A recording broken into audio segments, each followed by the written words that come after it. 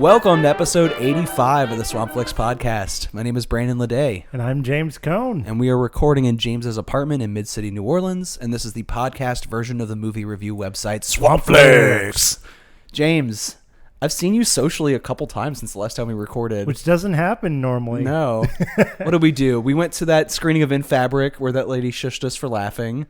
And also I dragged you to a drag show. Which was amazing. I had such a good time. And you were accosted by one of the drag queens who lip-synced a scene from a movie that you referenced on the show like Which a week before. It was so weird. Yeah, from Boomerang. Yeah, that Eddie Murphy movie. Yeah, that was a very weird set of coincidences. It's wonderful. But yeah, I felt oddly intimidated, but I enjoyed myself. It was validating too to hear that movie like has a real world like impact out there, because it's not one I hear about very often. I don't even know if I knew it existed before you referenced it. So yeah, and I think the part that she was referencing was Grace Jones's amazing. She's amazing in Boomerang. So I definitely knew the scene she was referencing when she did her routine. Well, what have you been watching movie-wise since then? I actually made it out to the theaters pretty recently. I saw Ma. I loved it. I really liked it a lot. Our whole last episode, me and Brittany, was about that movie. Oh, really? Yeah. I'm guessing Brittany liked it too. Oh, yeah. It was great. It was a lot of fun. I like when prestigious actors kind of take on these B-level roles and just kind of like give it the perfect amount. It was like a pitch perfect performance from Octavia Spencer. And directed by the guy who did The Help with her as well, which is insane because it's a completely different tonal shift for him. Wait, it's by the same guy that did The Help? Yes. Really? Tate Taylor, yeah. What? A strange man. That's a weird combo. But yeah, that movie was a lot of fun. I really enjoyed it. We compared it to Psycho Biddies, so like old like Betty Davis and Joan Crawford movies where they go crazy and like kill people with axes and stuff. Even though Octavia Spencer's a little younger than them when she made this. She's like not even 50 years old yet. It felt like a part of that like whatever happened to Baby Jane tradition. Well, and I thought it was kind of a fresh take on that. It's like someone who in high school, I think like actually my mom was considered the kind of cool mom that would let you like have parties at her house and stuff, and to see that like turned into this like horror thing was, I don't know, that made me giddy because I feel like that's a topic that's very ripe for a horror movie. And it was interesting too. It's like a more like psychological slow burn, and then the last maybe 30 minutes is just outright like insanity. And even on both sides of that, like there's parts where she's partying and then on like the flip of a switch is just like zoning out and like looking murderous. Right. Or like muttering the lyrics to like pop songs under her breath while like scrapbooking. And I don't know, that switch is like breakneck speed. And then later when she's actually killing people, it's the same thing. Like she kills them with this like crazy look on her face, and then a second later is like dancing and like having fun. Yeah, it's like once impressive. once the switch is flipped, she's full on psycho mode. Yeah. And once she decides to start killing people, she kills everybody she possibly can.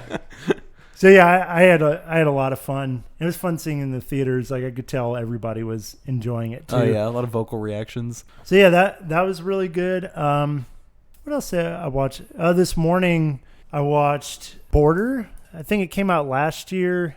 I just watched that an hour ago. Oh man, I remember seeing the trailer. I was like, this is a very strange movie. I guess it's like thought it was just going to be a troll love story, and the actual movie is like way darker and weirder than somber. And somber, and it does have. Is it Norwegian? It's Swedish. Yeah. Okay. Well, it was actually Sweden's submission to the Oscars for Best Foreign Language Film, and obviously did not get nominated. It's too weird for that. But they did nominate it for Best Makeup and Hair, which I thought was pretty cool. Yeah, actually, I had to Google. Like it started, I was like, wait, I just want to make sure these people they're not taking like deformed people and exploiting them. And I was like, okay, these are normal people with prosthetics on. They have a little bit of that Geico caveman look. Those like old commercials. Well, it's like the large brow. Yeah. But man, it was like a very somber, strange journey. And the story went in some very dark places that I was not anticipating. And has some of the most exciting and some of those vile sex scenes I've ever seen in my life. That is one of the weirdest sex scenes I've probably ever seen. The one you're talking about I loved, but there's other sex in the movie that's like really hard to like listen to. I don't want to give too much away. Yeah, I know what you're talking about. I mean, we are going to talk about this on an episode, you, me, and Brittany coming up. So we're going to get into it more in depth. But yeah, the movie goes some really fucked up places.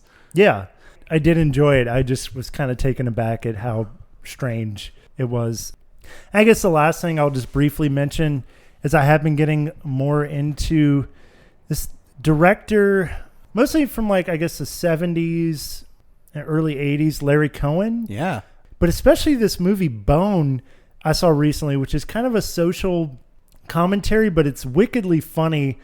And it's like, it would not get made today. It's way too controversial, but it basically revolves around this Beverly Hills couple. The husband is like a used car salesman. He's a slime ball. And a black man shows up at their house and they assume he's there to like clean the pool, but he actually kidnaps them and tells the husband he has to go and like withdraw all this money or he's going to rape his wife. Jesus. But then like him and the wife, their relationship changes as they're waiting in the house for him to like go get the money, but then he goes on these series of misadventures, and it's like kind of this farcical, like it sounds really dark and messed up, and the premise is, but the actual movie is like hilarious. It's very funny, and it shouldn't be. It sounds, I don't know, it just sounds, it's a dangerous sort of movie that I don't think could get made now, but I'm curious what a modern audience would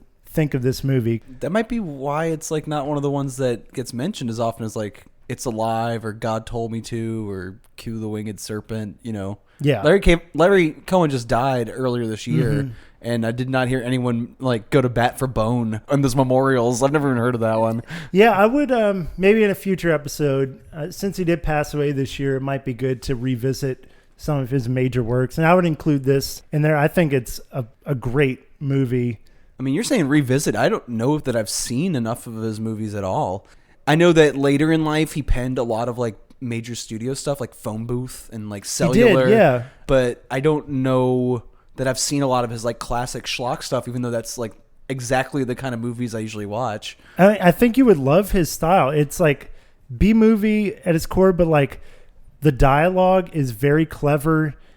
And then also like in Cue the Winged Serpent, it's got some really interesting characters that are actually like very fleshed out that you wouldn't expect for that kind of movie. And also he does a lot with like a very small budget, and he does some really experimental stuff as far as the shots he chooses and jump cuts and that sort of thing. I mean, that's why we love that genre stuff, is that they have more play with like taking very risks playful on that kind of stuff. Yeah. But yeah, I really am digging his older catalog, and yeah, I think we should kind of go back and visit for the first time or revisit some stuff. That sounds great. But anyway, so that's kind of what I've been up to. What about you? Well, speaking of stuff we're going to talk in depth more later, I finally got a Blu-ray in the mail that I pre-ordered, assuming it would be one of my favorite movies I've seen all year, and it was, and I want to build a whole episode around it. It's called Knife and Heart. Okay. It's a Giallo throwback set on a porn shoot in Paris in the late 70s. Oh, man. And it's very cheeky and funny, but also like really melodramatic. And basically this woman is like filming a gay porn with like a bunch of like dudes boning. And, you know, it's shot in a Giallo style. There's a lot of like weird lighting and supernatural mystique. And there's this masked killer who keeps killing her like crew. And she starts filming a new porn that recreates the murders that are happening on set, where she's the killer in the story. Whoa. It's fucking weird. And I just found it so fun and playful and beautiful. And I'm watching it and I'm like, man, this is reminding me a lot of The Wild Boys, which I forced everyone to watch last year. And I looked it up after, and the director of The Wild Boys, his only acting credit is as the cinematographer in Knife and Heart. And both movies are in the same production company. It's called like Altered Innocence. Okay. So the guy is like in the movie filming this like fake porn, and he is the director of the Wild Boys. So it's like some weird French community where they're making this like very lush, reminds me a lot of James Bidgood photography, and a lot of like appreciation for like old-fashioned beefcake sexuality, but also just filtered through, you know, very campy horror comedy you have aesthetics. me at like gallo, melodramatic, and gay porn. Oh, it's great. That sounds like a recipe for fun. And to be honest, I feel like this summer has been like kind of depressing with like new releases. I haven't seen a lot that I've loved outside like the Overlook Festival recently. Yeah. And so it was just really exciting to see that. And also, I saw this other movie, The Last Black Man in San Francisco, that A24 is releasing soon. It hasn't opened wide yet to New Orleans, but I saw a sneak preview screening of that, and that also made like, you know, my top 10 of the year so far. So that one and Knife and Heart back to back were like really exciting. So wait, what's the premise of Last Black Man in San Francisco? It's about gentrification. It's this guy who lives in Oakland not by choice. His family home where he grew up in San Francisco has been like priced out of, you know, a reasonable range for anybody living there. Yeah. And he, you know, travels by skateboard and bus back to the house every day from his shithole apartment in Oakland and like fixes it up. Like this like wealthy millionaire white couple, liberal like NPR people are like living in the house, and he's on the side on a ladder painting the window panes to make sure the paint's fresh. And they're like, get the fuck out of here. And they're like throwing croissants at him and like stop messing with my house. They get foreclosed on because rent and like property taxes and other issues are just like, it's impossible to live there unless you have like millions and millions of dollars. Right. So he just starts squatting in the house and pretending that he lives in it anyway. And what I love about this movie, it's a debut feature, so it has that sort of like Shaggy feel where the tone's kind of like all over the place, and there's all these weird camera tricks. They just like hurl GoPros through the air and like zoom in slow motion and do those like weird frame rate choices. It's just a bizarrely shot film. And the more they wait around to get evicted in this house, and there's like no plot, the biggest plot is like this friendship that continues to develop between him and his best buddy, who is a stage playwright. Like he writes plays that never get made. And the more they wait around, the more the movie feels like a play. It feels like Waiting for Godot or No Exit or Rosencrantz and Guildenstern Are Dead. It's like this existential, surreal play about gentrification and how they're like ghosts living in this like city where they're not invited anymore, and at any time they'll be evicted, and who knows when.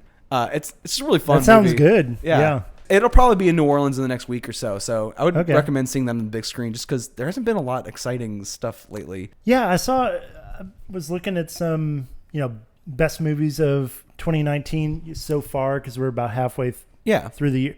And I've seen a lot of the stuff on those lists, and none of it really thrills me. I mean, I could rattle off some favorites. I think there's been some great movies this year. Yeah. In Fabric, which we saw together, was great. That would be in my top 5 probably. The two I just mentioned I think are really good. I really loved Climax from Gaspar Noé. Saw that. Yeah, we talked about that a little bit Off before. mic. Yeah. Oh, yeah, loved it. I really liked Us, even though you didn't like it. Thought that was fantastic. There's been some interesting movies. Yeah. I liked High Life more than you did, so that's probably part of it too. I don't know. Maybe I'm just being extra judgy this year. I feel it though. Like I've been to the theater a few times recently and expected to have a good time, and just been kind of like, oh, that was fine, or not even fine. That was not good. Yeah, we don't tend to talk about movies we flat out didn't like on the show that often. No, because so there's no point. What's really. the point? Yeah. But yeah, I was definitely getting that like summer bummer feel where like every week was some Disney release I didn't want to see. It's like Aladdin or Toy Story 4 or what have you. And it was nice to see 2 movies in the same week that were like really great. Nice. Yeah, I'm definitely going to check those out. Yeah, if Last Black Man in San Francisco opens in like Broad or at Elmwood, I definitely recommend going out to see that when that opens. New Orleans Film Society membership is what got me a preview screening for that. Cool. And they do those Sunday screenings at the Britannia that are free at like 10 a.m. And I see some good classic movies in the meantime. They play Hitchcock all the time, and we saw a Busby Berkeley musical there recently. So you can still see good movies on the big screen even if they're not new. Well, today we're going to be talking about some older movies too that we also have mixed opinions on as well. I mean, you might have mixed opinions. I loved it. I'm the one that recommended this episode. Last time you and I talked, you mentioned that you were watching a lot of films from Adrian Lyne, and he is most well known for, I would say, his erotic melodramas from the 80s and 90s. And Yeah. that's what we're talking about today. Yep. And all that's coming up to you Right now. Suppose I were to offer you $1 million for one night with your wife. I'd assume you're kidding. Let's pretend I'm not. What would you say? He'd tell you to go to hell. I didn't hear him. I'd tell you to go to hell. And now it's time for our movie of the minute. This is where hosts of the show bounce back and forth recommending films to each other. And it was James's turn to pick the topic this time. Like I said, it was Adrian Lyne's erotic melodramas. What stood out to you as like the best of the erotic melodramas, or like the pinnacle of what he was doing with those? I honestly am a fan of all of his stuff. I think maybe we'll start with Indecent Proposal and kind of work our way back. That's one of the later ones, yeah. I mean, it was it his, no, Fatal Attraction would probably be his most successful. But I remember when Indecent Proposal came out, it was a pretty big hit. Like, it made a lot of money, and it was definitely water cooler. I wrote this down just because it's insane, but it made $270 million on a $38 million budget, which for an adult drama about like feelings in 2019, that would not happen at all. Right. There's just like no way.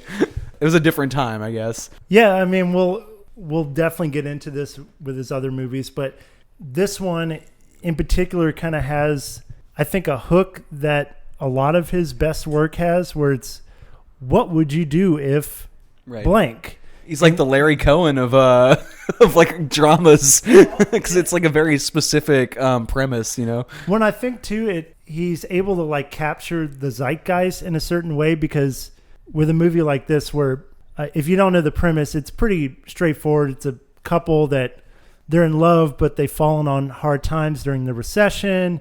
They decide to go to the casino to try to like make a certain amount of money so they can keep their house. It's Demi Moore and Woody Harrelson. And anyway, they get there and they lose all their money. They're about to lose their home. And then Robert Redford, who plays this like kind of sleazy, ultra rich billionaire. He's in Donald Trump drag. Like, he has like the thin blonde hair and the red power tie. I think that was the inspiration for his character. And he basically, he's smitten by Demi Moore, and he proposes that he'll give them $1 million if he can spend one night with his wife. And the movie is basically their decision and the fallout from their decision, and them kind of come to grips with that decision, trying to move forward in their relationship. So it has this kind of melodrama that's very central to the story. But again, I feel like the reason it was so successful is that water cooler aspect of, because after the movie, everyone's talking about like, well, what would you have done in this situation? And to become a part of the conversation, the only way to do that is to actually go see the movie. So it perpetuates itself. Like, when everyone else is talking about it, you want to be in on the conversation. And I feel like that's central to this movie, also to Fatal Attraction, to some of his other films. He has that hook of like, what would you do? Be part of the conversation. Well, that language you're using is very funny to me, because the movies come back into like cultural conversation recently, because there's some show, I believe it's Renee Zellweger in it, called What If on Netflix. And I think it starts with the same premise, like someone offers them $1 million to sleep with their wife or something. Maybe it's reversed gender-wise. Well, I saw the little blurb when I was scrolling through Netflix, and it made it seem like it was more about their soul, like giving up the soul, like literally. It's like the Rosemary's Baby, like, you know, amplification of the premise. Yeah, I think they took it to like a kind of a supernatural. That's amazing. Which is interesting. And the movie has that like soapy thing to it, like the what if I offered you $1 million to sleep with your wife premise of this, like, that is a starting point, and I think that's like a first act problem. Yeah. And then the rest of the movie is just them dealing with the fallout of that in this very soapy, like, melodramatic way. Yes. And you said you liked that about his movies, that they're very like they're sincere in their melodrama. Yeah, and I think doing some research for this episode, found out that he was a television commercial. He did commercials early in his career, and this movie especially feels like a perfume commercial. The way it's shot, there's a scene at the like very end where it's kind of the culmination of the movie, and they're in the rain, and there's like dew in the air, and just it looks like something straight out of a like L'Oreal commercial or something. Also, like the biggest cliche in like commercial production is that sex sells, and obviously he has a pretty big preoccupation with sex in these films. A lot of them are based on the sex appeal, and that's what gets people to the theater. This one, I think the least so. Like, I think the sex is mostly off screen. Yeah, I think that's he gets called out for being kind of an exploitative director when it comes to women, and in this one he purposely chooses not to show the sex scene, which for this story I think is a brilliant decision, because then you're kind of left in the dark in the same way Woody Harrelson's character is. Like, I don't know what happened. Was the sex good? Was it bad? Like, what did y'all do? How'd the night go? And you don't know, and you're never going to know. And so that plays into the story in a pretty clever way, I think. I will say I did find every movie we talked about misogynist. Like, every movie is bad for women. But I will say, think so? I think so, and we can get into that. We're going to get length. Into it. But I will say up front, to his credit, he works with a lot of female co-writers. This movie was written by, or at least partially written by, Amy Holden Jones, who directed the first Slumber Party Massacre movie, and I love that series so much. So it's like just interesting to see her name attached to something pretty big like this, and a few of the later ones, not Fatal Attraction, but a few of the later ones otherwise were also written or co-written by women. So there is like sort of a sexual fantasy to some of this, where you have to, I think, separate yourself from real world morality. I think the sympathies in this movie are really fucked up, and the way it's portrayed is fucked up. But if it's written by women as a sexual fantasy, it makes sense the way it's done here. Like, it's very situational and not very like visually graphic in the way like a pornographic version of the story would be. I mean, this to me felt like one of those cheesy romance kind of novels that like a lot of older housewives sort of eat up. I think it was actually even made more palatable for women than the original novel. The novel version of this, Woody Harrelson's character is Jewish, and the millionaire is a Arab emirate who exploits him. So there's like this weird ethnographical version like that they completely removed. Yeah, get rid of that. So thank God for that. And then also the way it's sort of like told in flashbacks, and the way it's like very sentimental about their relationship and what they've been through. Yeah. I think a lot of that could be put to credit to like Amy Holden Jones's input as like adapting this for the screen from the novel, where you would expect the novel would have started from that like sort of dreamy space where like it creates a situation where cheating is, at least morally gray. Like, it's not like she cheated on this guy because the richer guy was offering her stuff. It's more like she was stuck in this impossible situation between two men. Right. But I think that's also where the misogyny comes from, too, once you start applying, like, real-world morality to it. Yeah, but see, I struggle with that, and I struggle with that in all of his movies. And I think that's, like, kind of a big criticism that he gets throughout his filmography.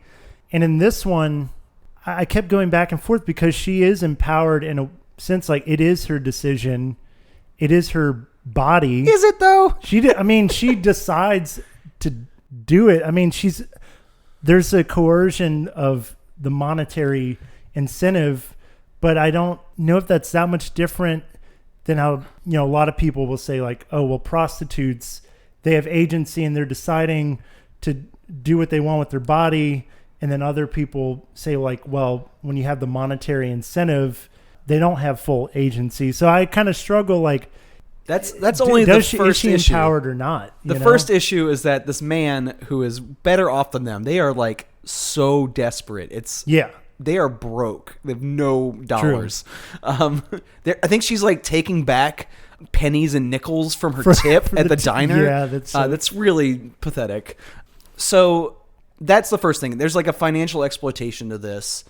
And I think that's what the movie has on its mind. Mm-hmm. There's a power imbalance in this millionaire coming in and doing this. That is one issue, and I could talk about that more, but I do want to open up the other thing, which is the way the exchange is discussed. It's a contractual event between men. There's a contract that's negotiated with Woody Harrelson's lawyer, and she is property in this transaction. Yeah. And the first time it's brought up, Robert Redford's like, I fucking Demi Moore from across the casino, way before he finds out that these are like a, yuppie couple that's fallen on hard times. And he asks Woody Harrelson, like, can I borrow your wife for luck? And later, when the proposition comes up, it's like the Indecent Proposal comes up. It's like, what would you say if I offered you $1 million to sleep with your wife? It's all about possession. Like, you own Yeah. this property. Can I borrow this property? Never does he ask her, like, what would you say if I offered you $1 million for one night with you? It's to Woody Harrelson, and she is like a literal bargaining chip between the two men. And my main problem with the movie is that's not a problem until it asks us to be sympathetic with these two scumbags. Both of them. I don't know. I feel like throughout Adrian Lyne's films, the men don't get like a pass. The men are like scum in like pretty much every movie I've seen from him. Like, I think they both get a pass here. Do they? Yeah. Like Woody Harrelson's I character. thought Woody Harrelson was like a huge asshole for like 80% of the. I understood why she would be pushed away from him. That very jealous like behavior that a lot of men exhibit. Like, I didn't see him as getting a pass, not in my eyes at least. I feel like we're supposed to see it through his eyes. Like, he is the point of view character when she should have been, and we're like seeing like, why did you go through with this? Why did you follow through and leave me alone? Like, we watch him alone more than we watch her with this new guy, because their relationship falls apart after the initial sex, and then we follow him and his emotions, and then later Robert Redford lets her go, and it's like shot as like an act of grace. It's like he gives her an out instead of like making her make a choice between the two of them. He's like fake pretending that he's casting her aside and that he's done this thousands of times because he has picked up on like that they're actually in love and she'll never love him the same way. And that could almost work morally, where it's like he is, has such a fragile ego that he has to frame it that way, even though he's lying. But instead, they frame it so that they both know what he's doing. Like, they have this like moment of recognition, right? And she knows that he's letting her go gracefully, and we're supposed to kind of feel bad for him for being alone, like this poor little rich boy with all his money and no friendship. And I just don't feel bad for him or Woody Harrelson at all, because they, bargain with women as like property, and it's gross. Yeah. I don't know. I can't really argue with that. It's a sleazy premise. Of course, yeah. Yeah, that's fine. Well, okay, because I'm sure some of this stuff will come up. It's going to come up a lot. Yeah.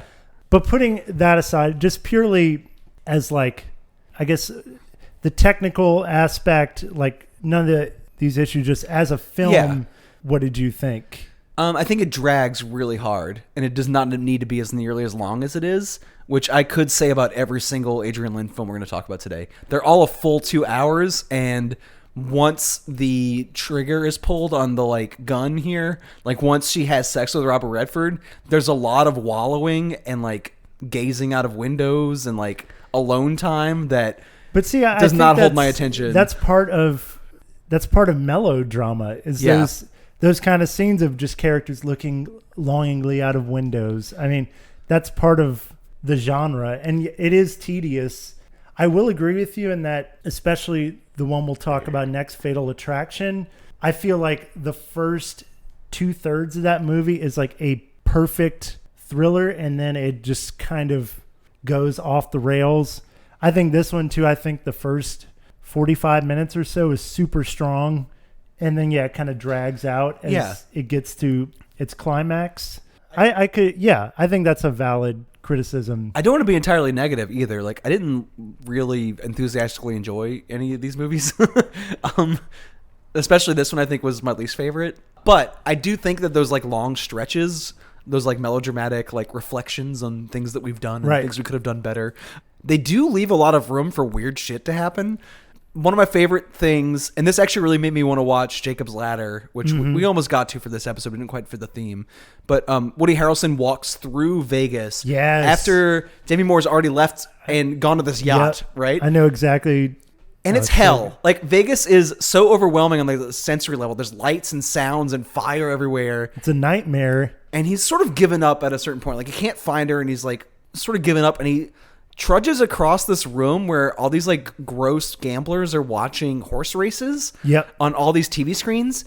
And then the horse races on the screens turn into his mental image of her and Robert Redford having sex, which is the most of that sex that we see.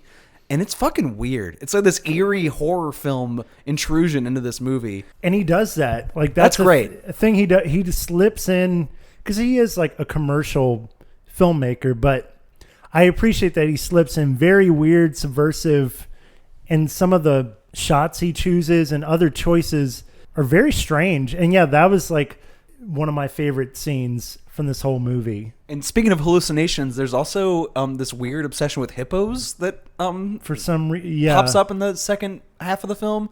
Woody Harrelson's playing with his dog because he's alone in his house wallowing, and he sort of fake plays that he's attacking the dog with his hippo toy.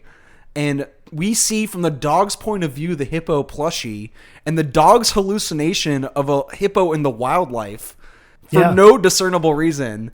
And then almost 2 or 3 scenes later, Woody Harrelson pops in at an auction to win his wife back from this millionaire. Right. And they're auctioning off hippos. Yeah. What the fuck does any of that mean? And what does that have to do with like the and themes he, like, of the film? I don't know. It's a strange little aside, a little like that. artistic choice. Yeah, that's weird. I like that. What did you think about Woody Harrelson's architecture lesson? That's another like little odd choice. It's just so long. He like a big arc for his character as he rediscovers his love of architecture. There's a long scene where he's giving a lecture, and I don't know, just little things like that I appreciate about Adrian Lyne. Which I guess if you film that much stuff and you have like that much time to like allow these characters to hang around, there's room for that. But like, I don't know if I necessarily wanted the movie to be as long as it was. Though. Well, and another thing I was reading is that he was notorious for like working his actors like to the bone. Like basically like while you're on set, we're going to film as much as possible. So he would do a lot of takes and just try a bunch of stuff out and just like constantly shooting.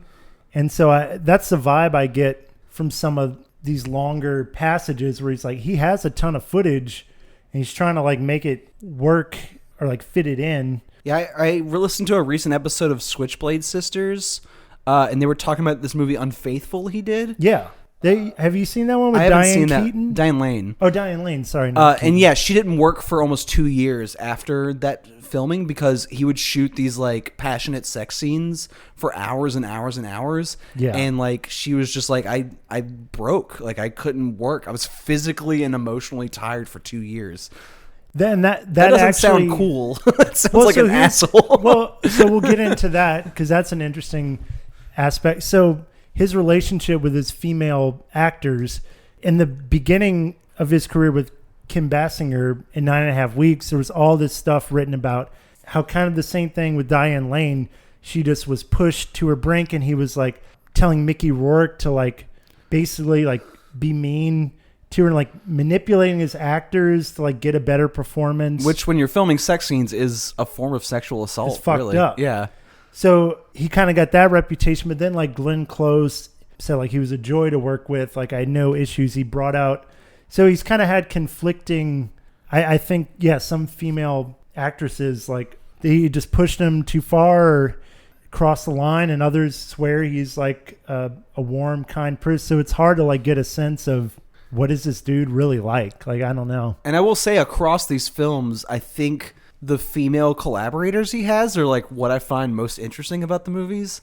And maybe that's why this one is probably my least favorite that we're talking about today. Because like, okay, Amy Holden Jones fixing some problems with the novel and like her screen adaptation of it, that's probably a good thing and probably made me enjoy the film more. But also Demi Moore is not really on the screen as much as I want her to be. A lot of this movie is about Woody Harrelson's reaction to this situation. I read a interview with him where he says like she was basically hard to work with. Like that's when she was kind of at her peak of being like a superstar. And I mean, this is his side, but according to him, like it was just difficult. He had to go through her manager and through bodyguards to even speak with her, and she kind of was like a diva, I guess, on set, and she didn't agree with where the character should go, and they were just butting heads. And so I wonder if that has something to do with why she's not as prominent in the picture as I feel like she should be. And I wonder if he wanted to squeeze in more explicit sex and just couldn't get it out of her. Like, because that seems like his usual mode. Yeah, I think that was a direct choice not to have any explicit sex, at least with her and Robert Redford. Right. Because it fits with the story, but... The one glimpse we do have of her having sex, I do think fits in with other movies on this docket. Yeah. Is that she is furious at Woody Harrelson for not picking up his laundry.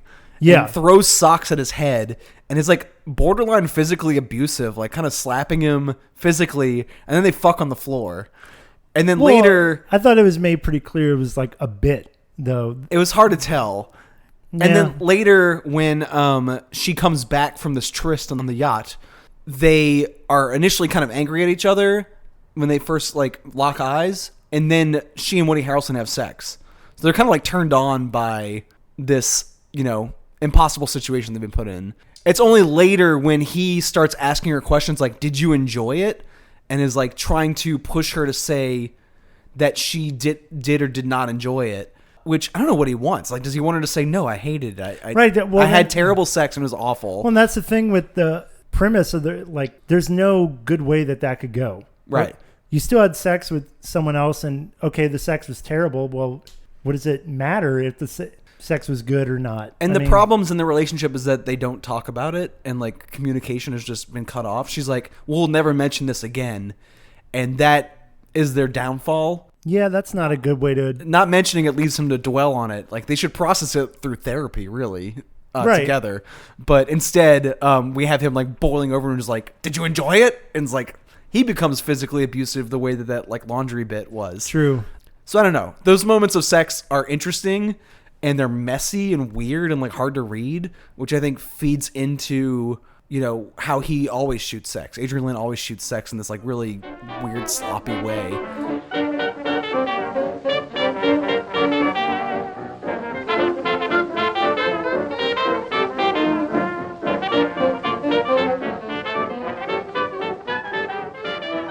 I was running wiser that all the interesting guys are always married.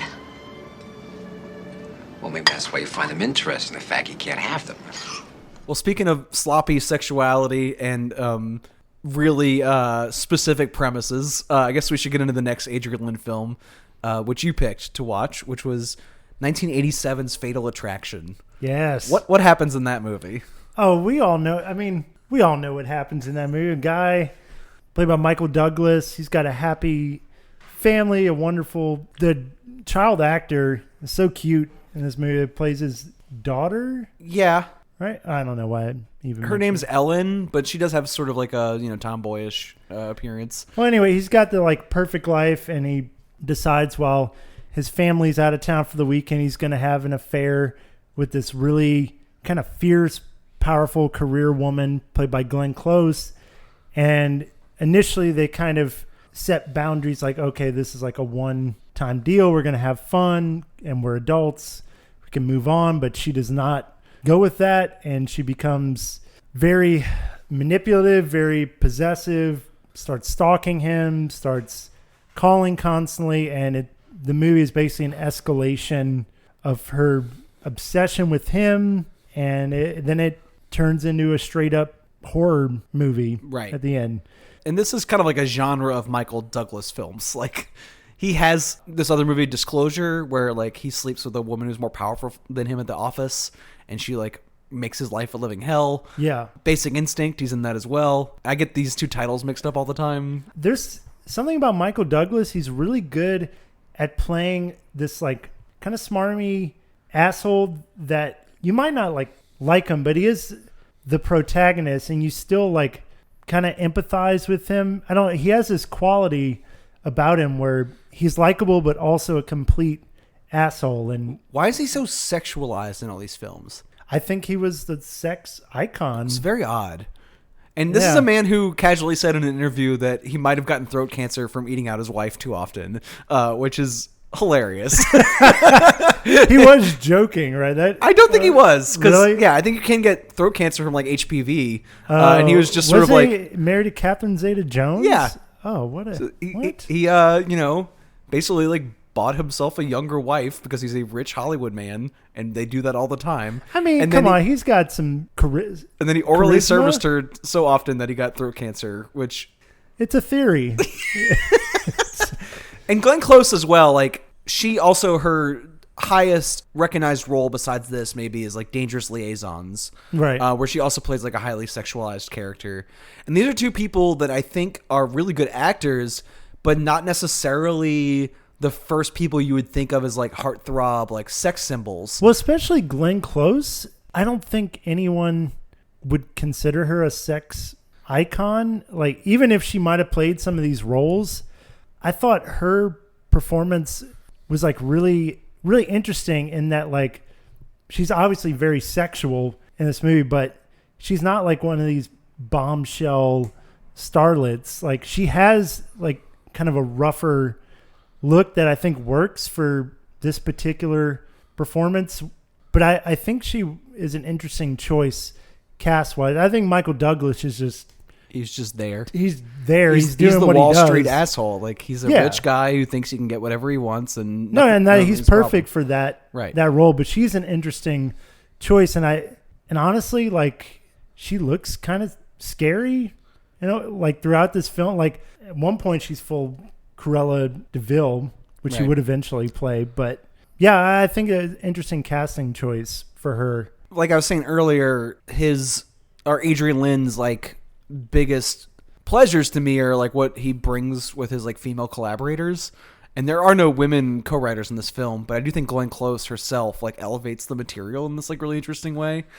Yeah, and I think she, from what I have been reading, like she took this role very seriously. She loved this character. Yeah, and she did a lot of like research and went to psychiatric hospitals. And I think what's kind of a shame about the movie is she ultimately was disappointed in how it turned out, because ultimately she is seen as like a crazy psycho killer, right? Instead of a mentally damaged person that has like a psychological disorder, whether it be borderline personality disorder or depression or whatever. And they kind of explore that in the movie, but like I was saying earlier, it's a shame that they drop that in the third act and go straight for the... So much so that they redid the ending of the film. Well, so the original ending was supposed to be that she commits suicide and frames him for it.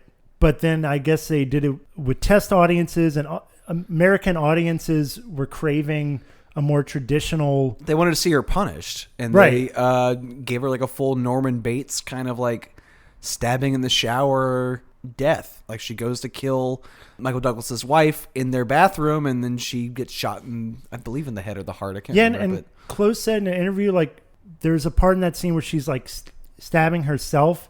And so that was her still trying to like reinforce that this character is like self-destructive. So she's trying to add layers of nuance to this character. But I think ultimately they went with the more sensational, more mainstream Hollywood ending.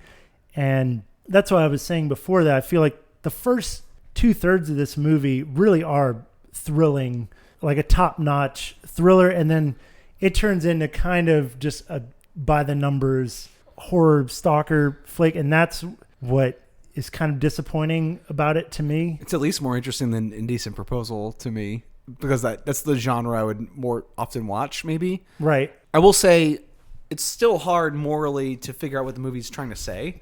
When Michael Douglas cuts off the relationship, he's like, we had our weekend, it's over. Mm-hmm. He is an asshole. He tells her, like, be reasonable. You knew the rules, even though they did not discuss what they were doing.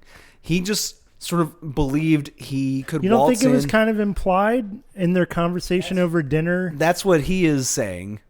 Mm. But that doesn't necessarily mean to her that it was implied. They didn't negotiate, you know? They didn't discuss before they had sex what the sex meant, what activities they were going to do, and what was off. One also wasn't a one-off thing. Like it's like a whole weekend. Yeah, a whole weekend of like explicit sex. It wasn't a cold release of like lust either. It was like a very it was passionate. Yeah. And I will say that's what I like about Adrian Lyne.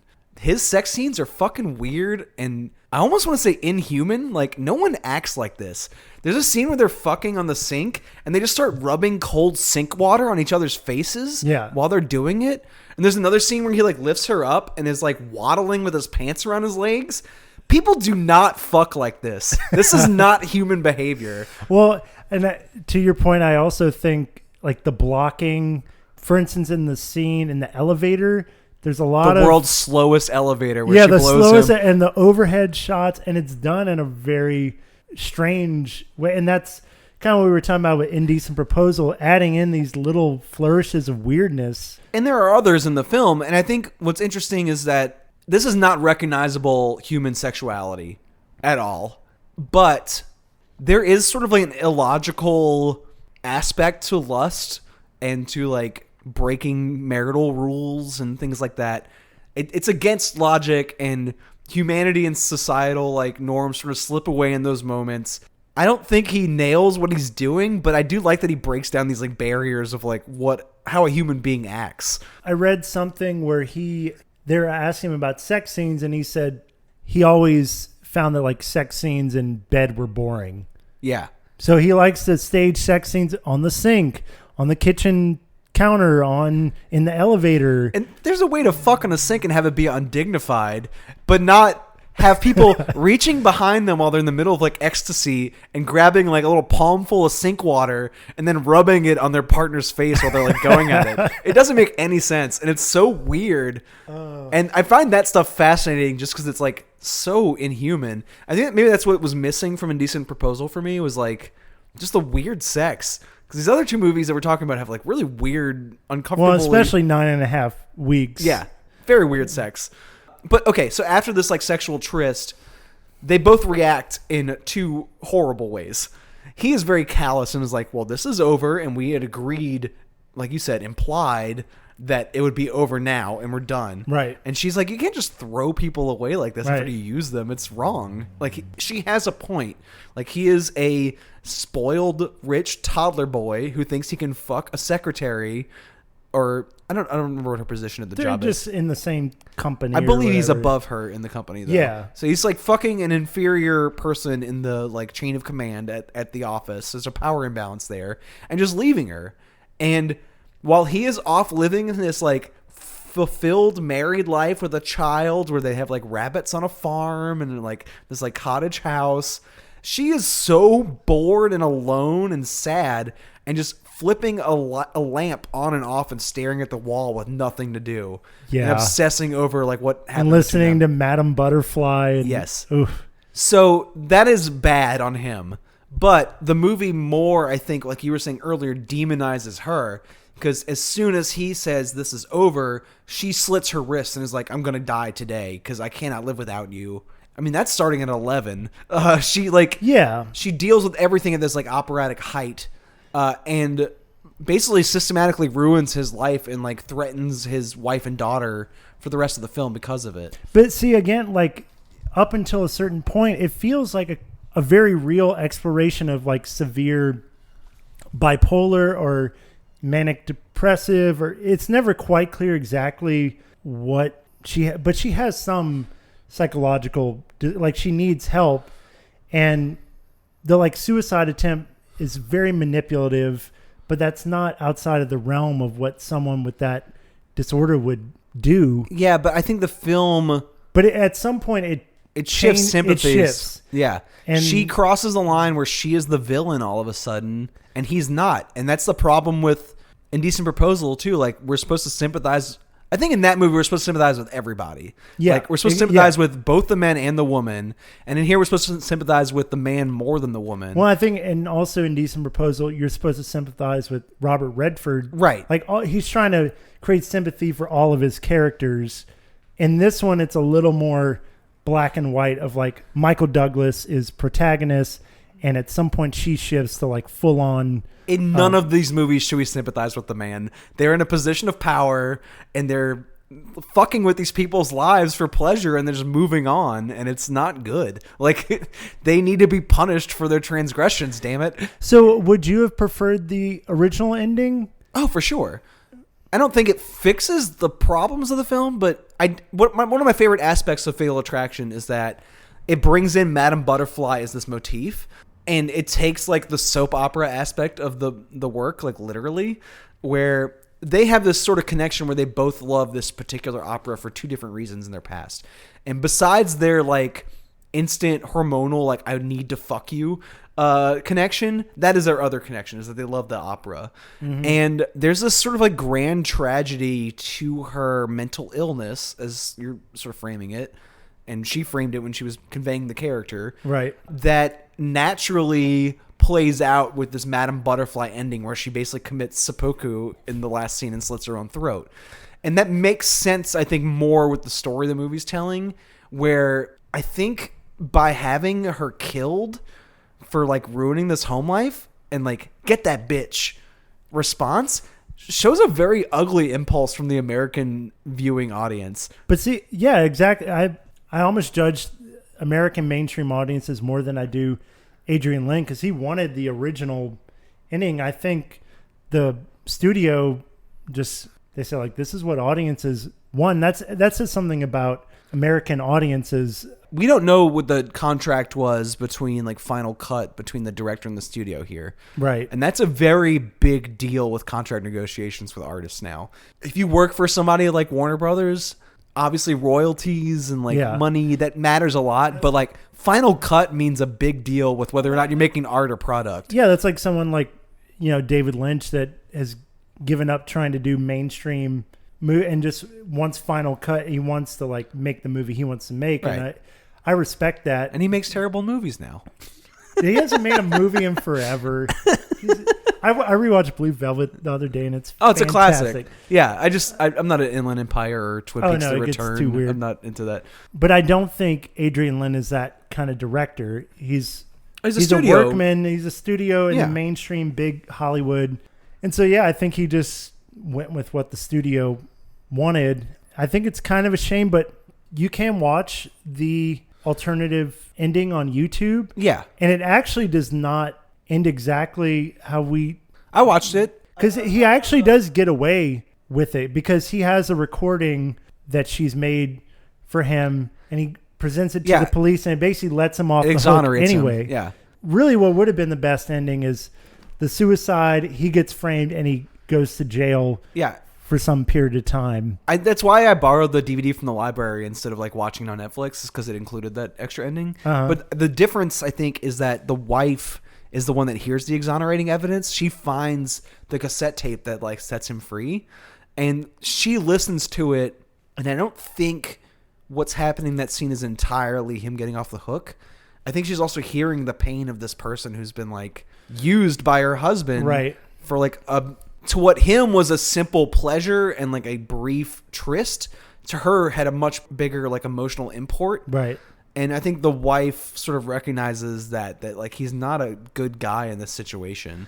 Well, also to kind of delve into this, so the big conversation at the time because this was like a huge hit as well, and also like I think all these movies were big hits. Really capture like again like the zeitgeist of the era in the 80s when you had like upwardly mobile career women. A lot of people, feminists, criticize this movie because it seems that Adrian Lyne is sort of punishing the career woman that decides she doesn't want a family. She wants to focus on herself and career. And at the end, Michael Douglas's wife ends up actually killing her. And it seems to symbolize like this is the correct dynamic. Like the housewife is superior. The housewife is superior and she's going to kill this like career woman. And what's really interesting is there was a whole book, what is it called? Backlash. Okay. It's basically like a feminist critique about these Fatal Attraction being like the main one. And so that was written in the 80s. And I don't know if you caught this, but in Indecent Proposal, a receptionist at the nail, or she's like filing her nails, like a secretary, she's reading a copy of Backlash. And I read an interview where he even said like he did that to kind of poke fun at the feminists that have like constantly critiqued his movie. So it was like But the feminists have a point. Like, no matter how this movie ends, one of the main points of the film is like, women be crazy. He has this logical approach to this affair and is reasonable, rational, disengaging, is emotionally deranged. And she's emotionally deranged. And as soon as it's over, she like starts slitting her wrists. And we don't know enough about the wife or any other female characters. We have no other depictions of women's inner lives in the film besides Glenn Close being at an 11, like Madame Butterfly level emotional peak. And I think the movie has problems with women, and the only saving grace there is that Glenn Close loved this character and like gave it some weird emotional heft that maybe even like surpasses what the script afforded it. But again, I think she was ultimately disappointed with how people perceived her character. So I don't think her intention for that character really came to fruition. So it's problematic.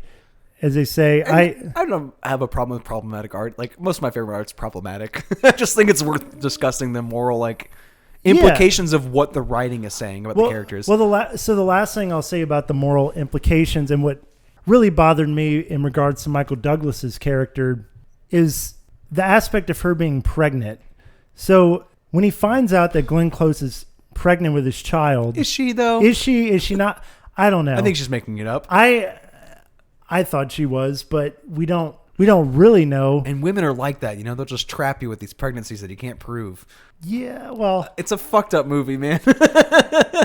Well, I'm not going to get into personal history. Yeah. But I've been in a situation. Okay. I remember that as you're saying it. Yes, it happens. Yeah. So that's something I kind of connected with in the movie, like, oh, is she lying? Is she not? Like, I don't know. I'm rewatching Downton Abbey right now, and that's like a main plot line in the episode I watched today. Yeah. It's funny how like he really does get like the best possible ending, because if she is pregnant and then she gets killed at the end, he's killed two birds with one stone. He's got the crazy stalker woman got rid of, and the child she might be bearing is also rid. So all his problems are completely washed clean at the very end, and that sort of bothered me. Like, he didn't have any real repercussions for his shitty behavior, and I think that is what makes him the protagonist. And like, I don't want to say the hero, like he's not faultless, but he is our point of view character more so than she is. And I think that's why I like the last movie we're going to talk about. I guess we should bring that in now. Yeah. 9.5 Weeks was Adrian Lyne's like first big hit in these like erotic thrillers. It's from 1986. So it's a year before Fatal Attraction and like many years before Indecent Proposal. And I think in that one, it's pretty inarguable that Kim Basinger's character is the protagonist. Yes. She is the point of view character. Also, that one had more female input on the writing end. This woman, Susan Kirkinen, wrote the screenplay. There's a novel by Elizabeth McNeil that like started the whole thing. It was adapted from a novel. And we see this like sort of like sinking into kink and bondage play and like S&M materials through this woman's eyes. I think the movie's still fucked up on like a moral level, but I think this is my favorite one out of anything we watched because it leans into my favorite things that Adrian Lyne does. It has much more weird sex than any of the other films. Yeah, that's what it's the movie is sex. Yes. There's also, this female POV, and I think undeniably the man is the villain in this one, and the way he goes about like introducing this woman into kink is a irresponsible power imbalance, and the movie treats it as such.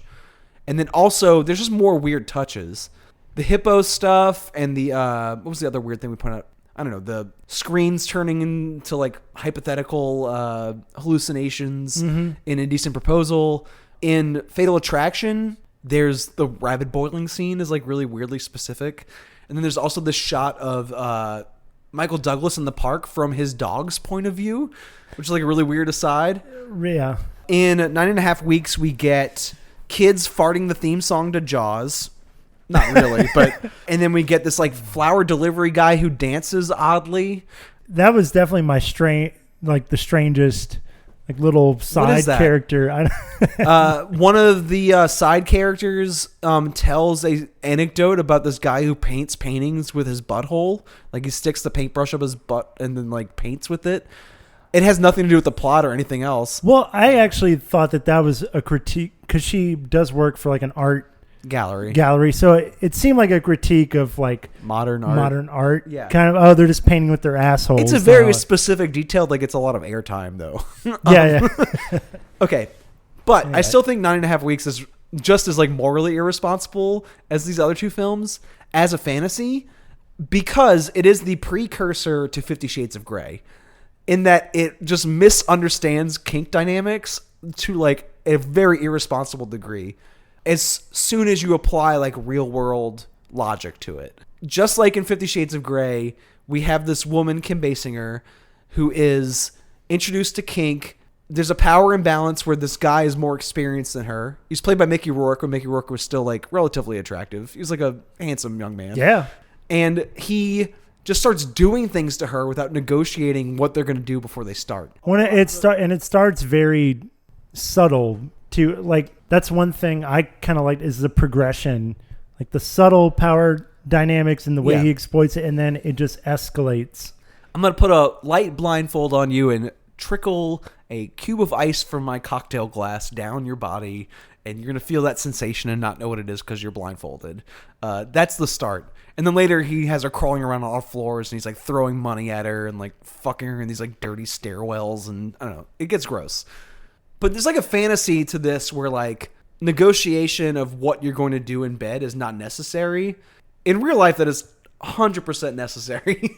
Like you should discuss the things you're going to do before you do them. Right, but again, that's projecting the real world. Right. I think in the world of this film, right, they're negotiating, but it's like unsaid. And I think eventually her character arc is she learns like, no, this is I won't keep continuing this. I'm breaking this off. She keeps saying no, stop through a lot of the scenarios, a lot of the scenes they're doing.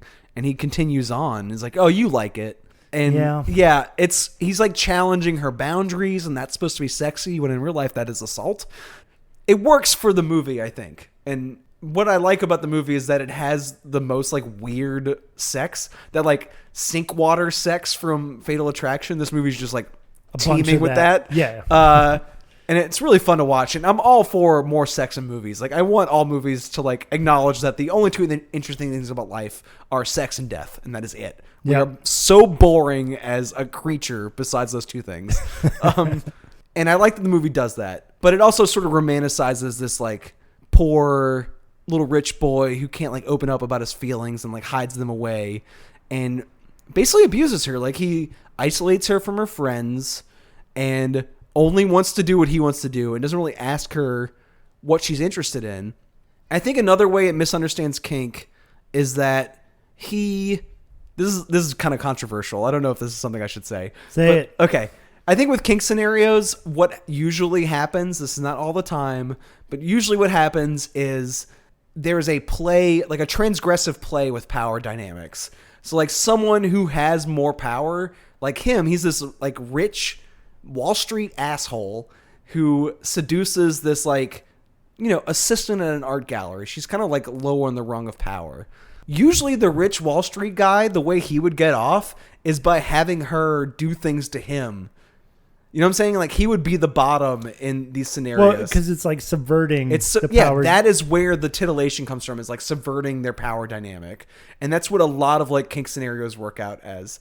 Instead, you have this like rich guy like sort of extorting and abusing this woman who is turned on by him and just does things that he wants. And he acts like a sadist throughout it because that's what he is. But isn't there an interesting story that's told there again with her progression of like doing kind of what this man wants, but eventually coming into her own and deciding like, no, I won't let you just control me and bring me into these things that I don't want to be a part of. And eventually that's why I really got a catharsis at the end when she finally puts her foot down. It's like, no, I'm not. I do think that last scene is interesting. Yeah. Basically, he finally opens up about himself emotionally. He's like, these are things about my life I was not revealing to you Because basically all he wanted to do before that was have weird sex. Yeah, and doesn't she say something to the effect of like, it's too little, late. too late? It's too late. I wish we could have had this conversation in the beginning. So it does seem to be ultimately saying, like, again, sort of like the Indecent Proposal, like, it's about communication, and you should have like been honest and open with me in the beginning, and not waited until I'm leaving to unload all this stuff. So I don't know. There is something ultimately, I think, kind of empowering at the end, but I know what you're saying. Largely, it is a very 50 Shades of Grey situation where it's for like the majority of its runtime. It feels like someone who's very inexperienced with like kink play, like showing it as it is. And it's like, well, not really. I think one of the closest things it gets to it is, I actually remember the movie Secretary. Have you ever seen that with like James Spader? Great film. Yeah. But in this situation, he gives her a wristwatch, and he's like, at noon every day, I want you to think about me and masturbate. And she does it once that we see. Mm-hmm. And that to me felt very like kink oriented, you know. In the future, at this like specified time, I want you to do this specified thing. We're both going to get off on that. Yeah. That's great. Like they do that, and it's actually kind of hot. She's like touching herself and playing with this like slideshow of like modern art slides. Yeah.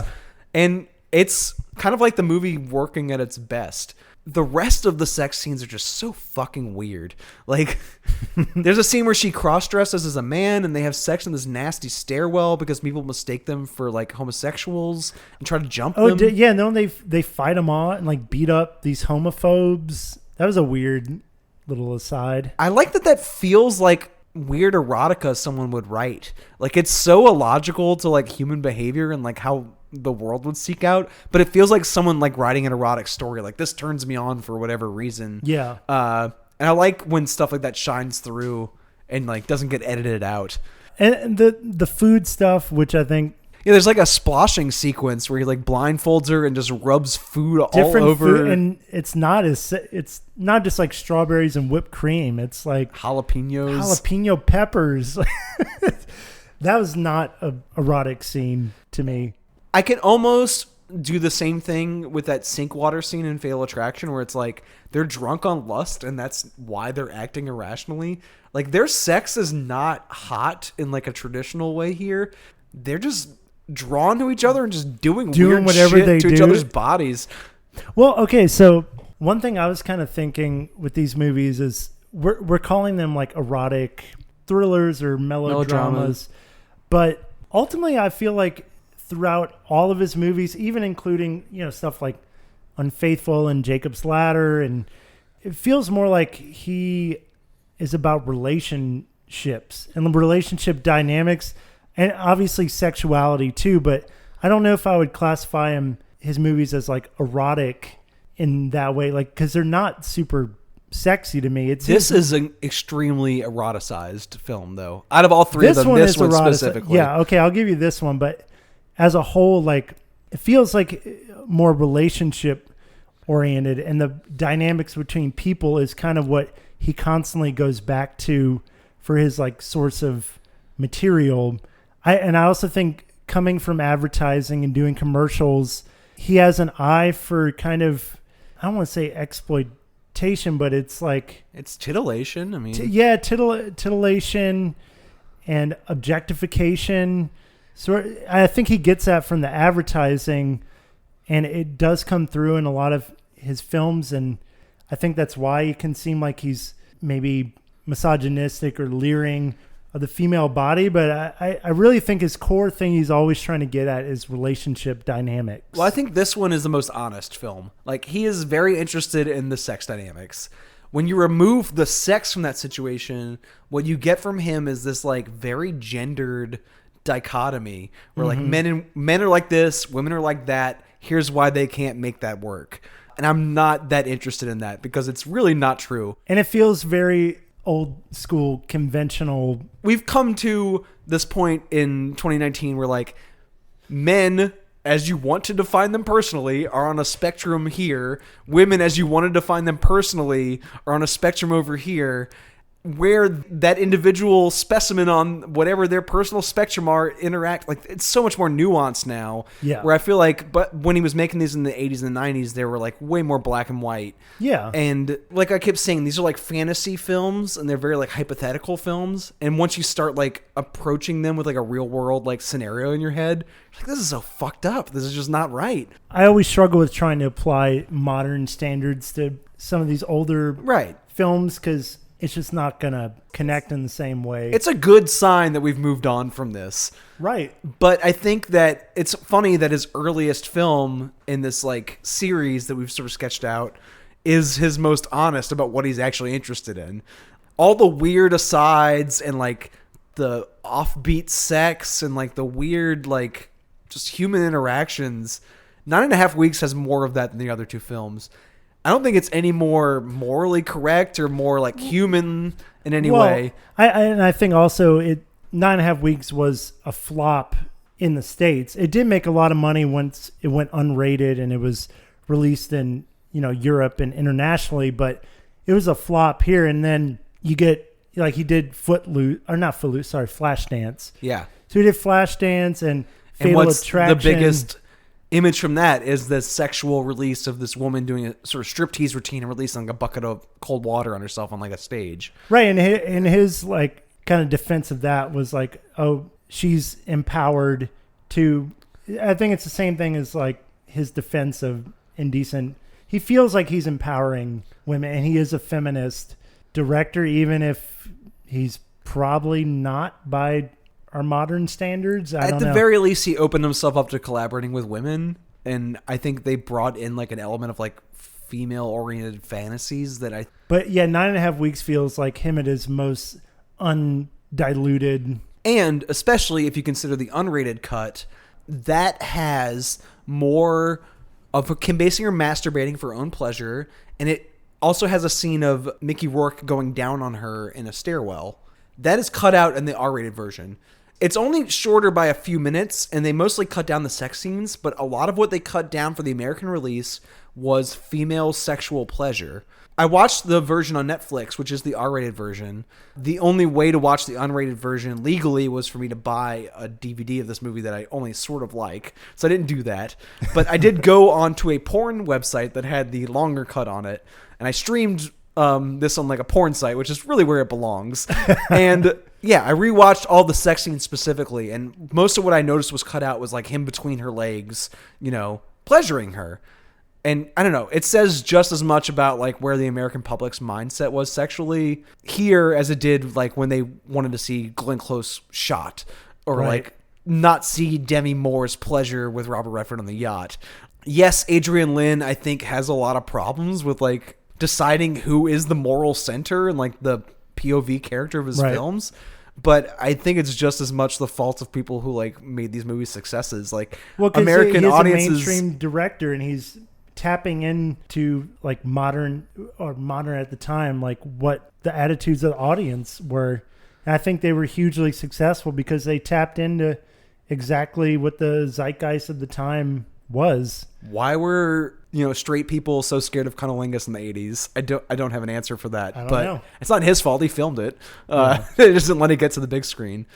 I think this was the most exciting film because it had like all of his best impulses in it for longer.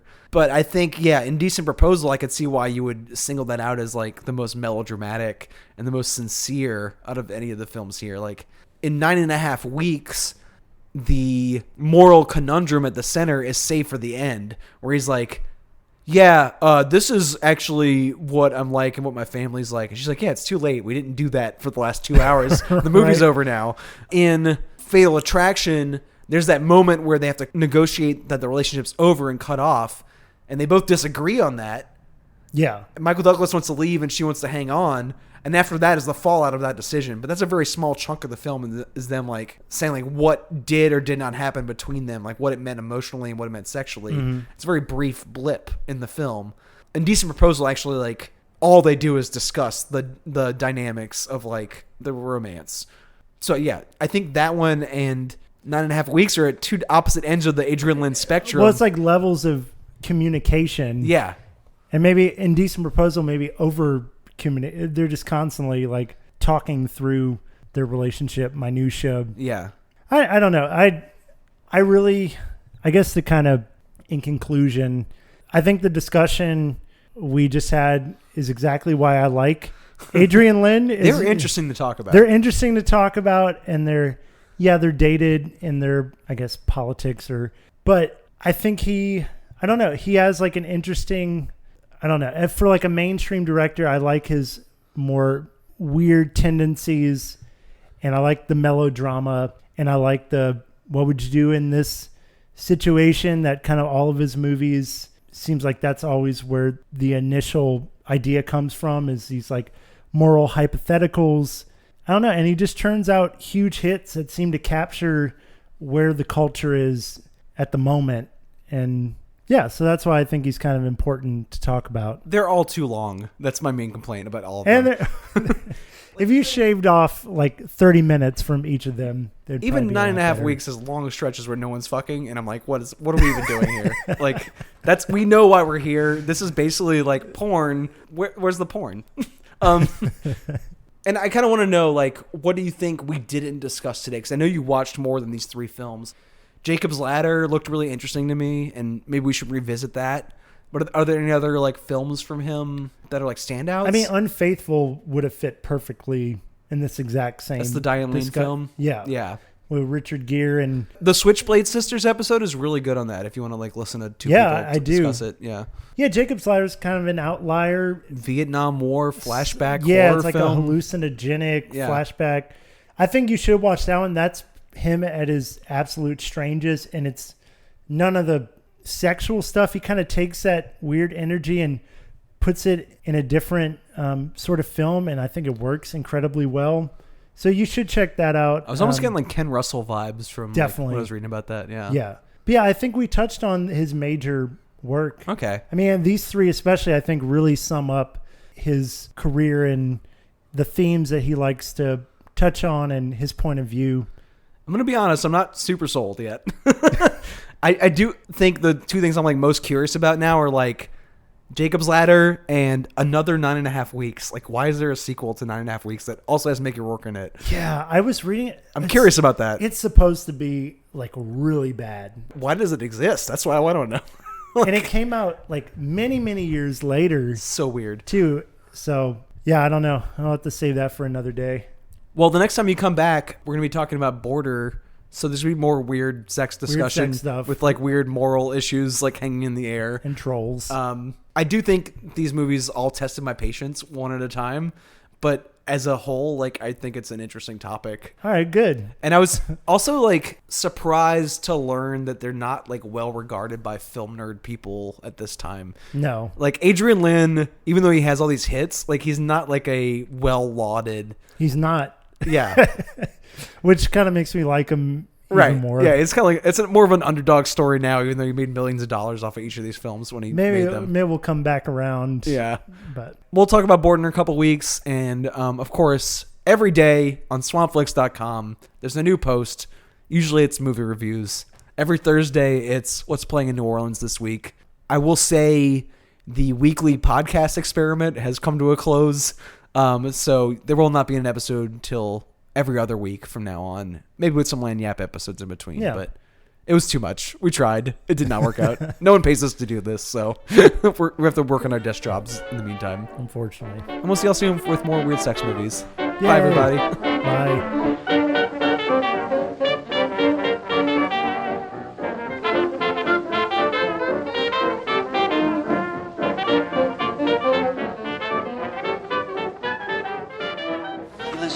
Love this game, don't you? I hate it. Don't you love it? I hate it! You love it.